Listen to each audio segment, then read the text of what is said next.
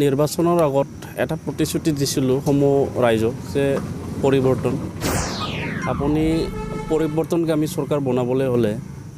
বিগত দিনত যিখিনি চৰকাৰে কাম কৰি থৈ গ'ল সেই কাম কৰি থৈ যোৱা বা কাম কৰা কাৰ্যালয়বিলাক আমি চাব লাগিব গতিকে সেইটো ছাডেন ভিজিট নহয় আচলতে আমাৰ নেতাবিলাকে অফিচ কাছাৰীবিলাকত ভিজিট কৰিব লাগে আচলতে কেতিয়াও ইয়াত বিটিচিত মানে বিগত 17 বছৰত এনেকুৱা ভিজিট নহ'ল গতিকে সেই ভিজিট নোহোৱাৰ কাৰণে কাম কাজবিলাক লেহেমীয়া হ'ল বিভিন্ন কাৰ্যালয়বিলাকত বিষয়া কৰ্মচাৰী উপস্থিত মানে খেৰেঙা হৈছে আৰু সেইটো চাবৰ কাৰণে আমাৰ চিফ মহোদয়ে ভিজিট কৰিছে কোনোদিনা ভিজিট নকৰাৰ কাৰণে আমাৰ দলৰ পৰা চিফ হোৱা হিচাপে তেখেতে ভিজিট কৰাৰ কাৰণে মানে মানুহে ভাবিছে কি এইটো ছাডেন ভিজিট বুলি সেইটো ছাডেন ভিজিট নহয় আৰু কাম কাজবিলাক শলাগ ল'বৰ কাৰণে কি পজিশ্যনত আছে কেনেকৈ চলাই আছে মানে কাৰ্যালয়বিলাক সেইটো চাই লৈ পেলাই অনাগত দিনত ষ্ট্ৰেটেজি কৰি পেলাই আমি কাম কৰিম সেইটো মানে কাৰণে আমাৰ চিফ মহোদয়ে মানে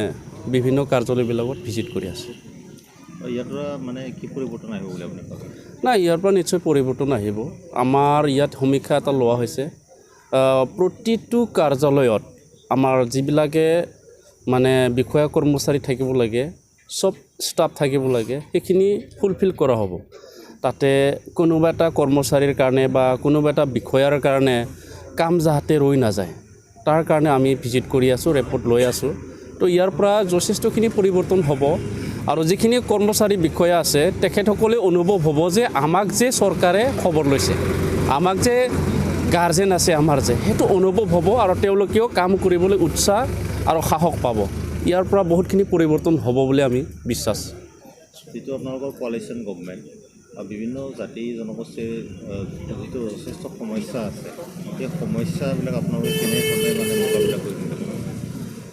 চাওক ইয়াত বিটিআৰত প্ৰধানকৈ আমাৰ জনজাতীয়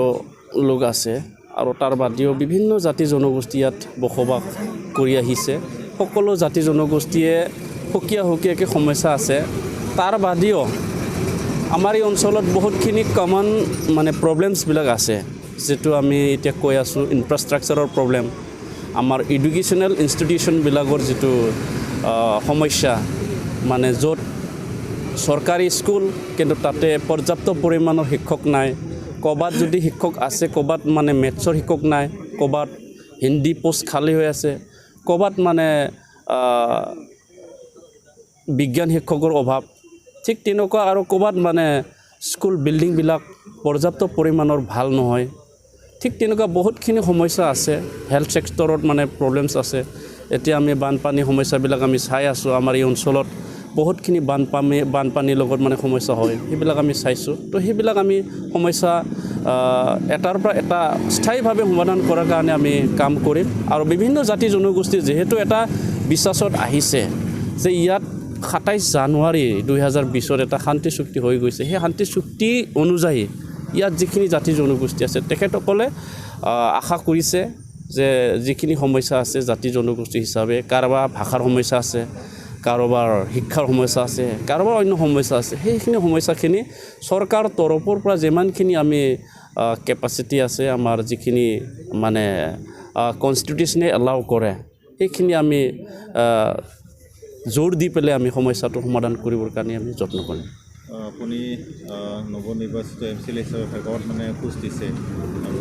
যি কাৰ্যসূচী ইয়াতে প্ৰথমটো অংশগ্ৰহণ কৰিছে ভেৰগাঁৱৰ কাৰণে কিবা ভাল খবৰ আনিছে নেকি আপুনি ভাল খবৰ মানে এটা ভাল খবৰ মানুহে পাইছে যে বিগত 15 বছৰ ধৰি আমাৰ এই 32 নং ভেৰগাঁও সমষ্টিত বিপিএফে ৰাজত্ব কৰি আছিলে 15 বছৰ ৰাজত্ব কৰাৰ পিছত বিপিএফে এইবাৰ বেয়াকৈ মানে পৰাজিত হ'ল মানে এপ্ৰক্সিমেটলি 7,000 মানে ব্যৱধানত তেওঁলোকে পৰাজিত হ'ল সেইটো এটা আমাৰ 32 নং ভেৰগাঁওবাসীৰ বাবে ভাল এটা খবৰ আৰু আমাৰ ইউপিপিএল দলে যেটো ভিজন আৰু ডিজাইন আমি কৰিছোঁ প্ৰতিটো সমষ্টি প্ৰতিটো জিলা অঞ্চলখিনি উন্নয়ন কৰিবৰ কাৰণে আৰু ময়ো আমাৰ 32 নং ভেৰগাঁও সমষ্টিৰ কাৰণে বহুতখিনি আমি নিৰ্বাচনী প্ৰতিশ্ৰুতি দিছিলোঁ সেই নিৰ্বাচনী প্ৰতিশ্ৰুতিবিলাক আমি এটাৰ পিছত এটা আমি কৰি যাম আৰু প্ৰথম নিৰ্বাচনী মানে প্ৰতিশ্ৰুতি মই দিছিলোঁ যে যেহেতু ভেৰগাঁও মহকুমাৰ সদৰ সেই মহকুমাৰ সদৰখন আজিলৈকে সেইটো টাউন হিচাপে আমি গঢ়িব নোৱাৰিলোঁ 17 বছৰ হ'ল BTC চুক্তি হোৱা 17 বছৰত আমি সেইখন টাউন হিচাপে গঢ়িব নোৱাৰিলোঁ এতিয়া মই মডেলিটিবিলাক ওলাইছোঁ প্ৰথম পদক্ষেপ হিচাপে আমি ভেৰগাঁও সাব ডিভিজনেল হেডকোৱাৰ্টাৰ সেই ভেৰগাঁওখন আমি মডেল টাউন হিচাপে গঢ়িবলৈ মই পদক্ষেপ ল'ম বুলি আজি আমাৰ ইয়াত উপস্থিত থকা যিখিনি ইণ্টেলেকচুৱেল আছে ৰাইজ আছে তেখেতসকলৰ আগত মই অৱগত কৰিছোঁ নৱবৰ্ষ আহিছে তাৰ কি ক'ব হয় নৱবৰ্ষ আমাৰ কাৰণে যাতে হিষ্টৰিক হওক আমি 2020ত বহুত হেৰাইছোঁ আৰু বহুতে আমি পাইছোঁ আমাৰ 2020 আমাৰ কাৰণে টাৰ্নিং পইণ্ট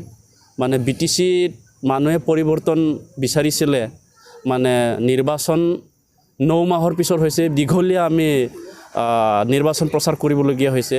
তাৰ পিছতো আমি ভালকৈ জিকিলোঁ আৰু চৰকাৰ আমি গঠন কৰিব পাৰিলোঁ সেইটো আমাৰ এটা এচিভমেণ্ট আৰু আমি বিচাৰিছোঁ 2021 চনতো যাতে এচিভমেণ্ট হয় মানুহে বিচাৰিছে ষ্টেটত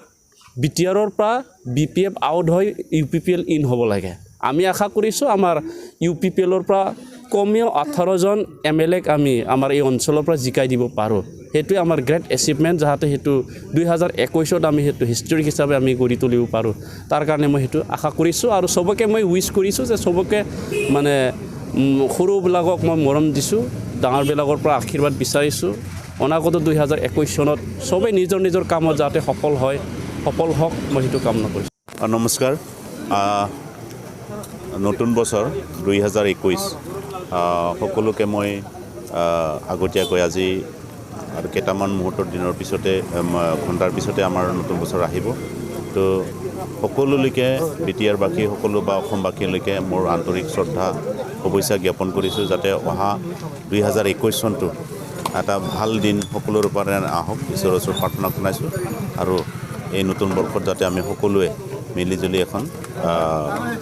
সমাজ প্ৰতিষ্ঠা কৰিব পাৰোঁ এই ভেৰগাঁও আঞ্চলিক এপছুৰ 31তম যি বাৰ্ষিক অধিৱেশন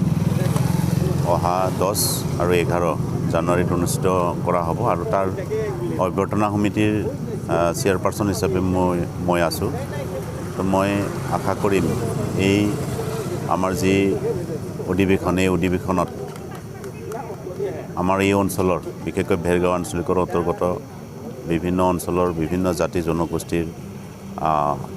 উন্নয়ন বিকাশৰ কথাবিলাক ইয়াত আলোচনা হ'ব কাৰণ 2020 বা এই 2020 আজিৰ তাৰিখত লাষ্ট হৈছে আৰু এই 2020 চনটো আমাৰ সমগ্ৰ BTRবাসীৰ কাৰণে বা সমগ্ৰ অসমৰ কাৰণে এটা হিষ্টৰিক এটা দিন ঐতিহাসিক এটা বছৰ হিচাপে আমি পৰিগণিত হৈছোঁ কাৰণ 2020 চনতে 27 জানুৱাৰীত আমাৰ BTR চুক্তি হ'ল তাৰ লগে লগে পৰিষদীয় নিৰ্বাচন অনুষ্ঠিত হৈ গ'ল আৰু তাৰ লগে লগে সেই 2020 চনতে আমি এখন চৰকাৰ পৰিষদীয় চৰকাৰ BTRত আমি গঠন কৰিবলৈ সক্ষম হ'লোঁ আৰু ইয়াৰ সেই হিচাপে বিগত 17 বছৰত যি ভ্ৰষ্টাচাৰ দুৰ্নীতি অত্যাচাৰ বা অপশাসন যি আছিল তাৰ অৱসান ঘটি পেলাই যি এটা সুশাসন হ'বলৈ গৈ আছে এইটো এটা আমাৰ ঐতিহাসিক এটা বছৰ হিচাপে আমি পৰিগণিত হৈছে আৰু ইয়াৰ আধাৰতে আমিও আজি অহা 10 আৰু 11 তাৰিখত আঞ্চলিকৰ ভিত্তিত যি অধিৱেশন পাতিবলৈ গৈছোঁ আমি তাত বিশেষ কিছুমান ভাল ৰাইজৰ সহযোগত প্ৰস্তাৱ ল'বলৈ আমি বিচাৰিছোঁ আৰু এই প্ৰস্তাৱৰ জৰিয়তে যাতে আমাৰ এই অঞ্চলৰ উন্নতি হয় আৰু যিহেতু ভেৰগাঁও এখন মানে সাব ডিভিজন হিচাপে হেডকোৱাৰ্টাৰ হিচাপে এখন সৰ্বাংগ সুন্দৰ সাব ডিভিজন গঢ়ি তোলাৰ কাৰণে আমি কিছুমান বিশেষ প্ৰস্তাৱ আমি গ্ৰহণ কৰিম আৰু তাৰ কাৰণে আমি পূৰ্ণ প্ৰস্তুতি চলাইছোঁ আমি এটা বাজেট এটা ধৰিছোঁ আৰু এই বাজেটৰ ভিতৰত সকলোকে সাঙুৰি পেলাই বিভিন্ন খেল ধেমালিৰ লগতে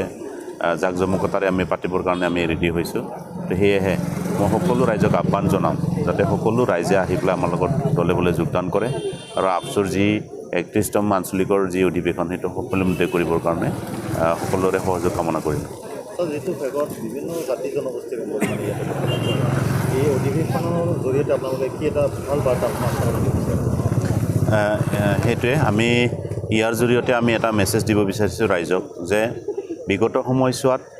বিভিন্ন জাতীয় অস্তিত্ব ৰক্ষাৰ ক্ষেত্ৰত যিবিলাক আন্দোলন হৈ গ'ল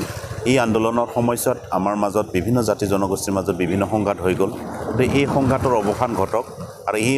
সংঘাতবিলাক অৱসান ঘটাই পেলাই সামগ্ৰিকভাৱে সকলো জাতি জনগোষ্ঠীক লৈ পেলাই এক শান্তি সম্প্ৰীতি ঐক্য বজাই ৰাখি পেলাই এখন সুস্থ সমাজ গঢ়িবৰ কাৰণে সুস্থ এখন সমাজ প্ৰতিষ্ঠা কৰিবৰ কাৰণে আমি যতপূৰণ আছে চেষ্টা কৰিম আৰু এই অধিৱেশনৰ জৰিয়তে আমি ৰাইজক এটা মেছেজ দিব বিচাৰিছোঁ যে ইয়াত শান্তি প্ৰতিষ্ঠা হ'ব আৰু আপচৰ যি বিগত সময়ছোৱাত যি আন্দোলন আছিল মানে জাতীয় অস্তিত্ব ৰক্ষাৰ স্বাৰ্থত যি আন্দোলন হৈছিল আৰু তাৰ জৰিয়তে যি বিটিআৰ চুক্তি হ'ল বিটিআৰ চুক্তিত থকা দফাসমূহ যাতে আখৰে আখৰে ৰূপায়ণ কৰিব পাৰে 100% বা 100% যাতে ৰূপায়ণ কৰিব পাৰে তাৰ কাৰণে আমি আহ্বান জনাম চৰকাৰক আৰু এই চৰকাৰখনৰ জৰিয়তে আমি এই দফাবিলাক ৰূপায়ণৰ জৰিয়তে যাতে সমগ্ৰ বিটিআৰবাসীৰ বিভিন্ন জাতি জনগোষ্ঠীৰ সকলো ভাষা কৃষ্টি সংস্কৃতি সাহিত্য তাক অটুট ৰখাই পেলাই নিজৰ নিজৰ স্বকীয়তা বজাই ৰাখিবলৈ যাতে শান্তি প্ৰতিষ্ঠা কৰিব পাৰে তাৰ এটা ভাল এটা মেছেজ বা বাৰ্তা আমি ৰাইজলৈ প্ৰেৰণ কৰিব যত্ন কৰিম এইটো আপোনালোকে দেখিবলৈ পাইছে প্ৰমোদ বড়ো তেখেতে নেতৃত্ব লোৱাৰ পিছতে তেখেতে শাসনভাৰ পোৱাৰ পিছতে তেওঁ দেখিবলৈ পাইছোঁ আমি বিভিন্ন বিভাগীয় অফিচ কাছাৰীত তেখেতে পৰিদৰ্শন কৰিছে পৰিদৰ্শন কৰি দেখিবলৈ পাইছে যে ইয়াত বিগত 17 বছৰত যি